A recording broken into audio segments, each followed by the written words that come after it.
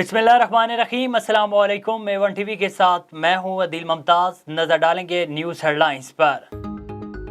तहरीक इंसाफ की कॉल पर मुल्क भर में एहतजाज। इस्लामाबाद में फैजाबाद के मकाम पर कारकुनान का एहतजाज। पुलिस की शेलिंग, मुतअद्दिद मुजाहिरीन गिरफ्तार हो गए। लाहौर में गवर्नर हाउस के बाहर एहतजाज के बायस ट्रैफिक का निज़ाम दरम बरम हो गया। कारकुनान की गवर्नर हाउस में दाखिले की कोशिश, तोड़ फोड़ की। कलमा चौक, ठोकर न्याज, बाबू सादर, शादरा में भी कारकुनान सड़कों पर निकल आए।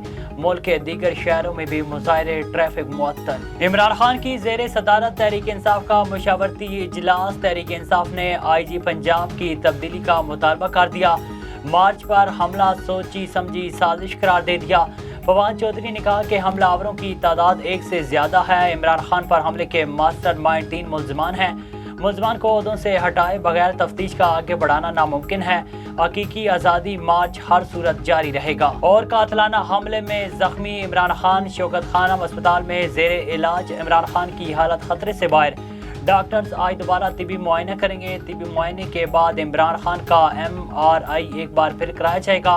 इमरान खान की टांग की हड्डी को कोई नुकसान नहीं पहुंचा। अस्पताल इंतजामिया के मुताबिक हर किस्म के इजरात को निकाल दिया गया। गुज़श्ता रोज लॉन्ग मार्च में एक शख्स जाँ भाग जबकि 13 जख्मी हुए थे। हेडलाइंस आपने जानी A1 टीवी से। फिल वक्त इतना ही। मजीद खबरों और अपडेट्स के लिए देखते रहिए A1 टीवी। A1 टीवी, सब पे नजर, अंदर की खबर।